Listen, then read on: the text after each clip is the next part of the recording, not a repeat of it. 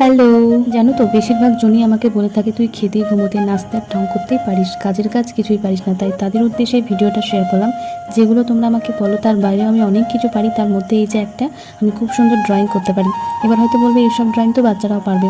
আমাকে তোমরা যেমনই ড্রয়িং দাও না কেন আমি তাই তোমাদেরকে এঁকে দেখাতে পারবো। তবে হ্যাঁ, এটা মানতে হবে একটা মানুষের মধ্যে সব গুণ থাকে না, কিছু না কিছু কমতি থাকবে। কমতি আমার খেলাতে পারি না আমি খেলতে। আজ পর্যন্ত খেলে 2 টাকা দামের পেনও বাড়িতে কিনে আসিনি। কম্পাস ছাড়া এখানে আমি থালা বাটি নিয়ে বসে পড়েছিলাম বৃত্তের শেপগুলো দিতে। তো চলো, এগুলো আমি কি জন্য আঁকছি বা কার জন্য আঁকছি সেটাই তোমাদেরকে বলা হয়নি।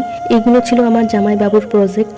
একটুখানি আমাকে হেল্প করেছিল রং টং করতে আমার বোনও। তো 2 শালি মিলে আমরা 3 দিনে জামাইবাবুর প্রজেক্টটা কমপ্লিট করি। আমি যে এত সুন্দর আঁকতে পারি তো এই ছেলেটাকে না দেখালে হয়? যাই করি না কেন সে আমাকে আর আমি তাকে ভিডিও কল করে দেখাতে আমরা দুজনে ভুলি না। তাকে দেখাতে সে আবার বলে আমি এর থেকে সুন্দর আঁকতে পারতাম।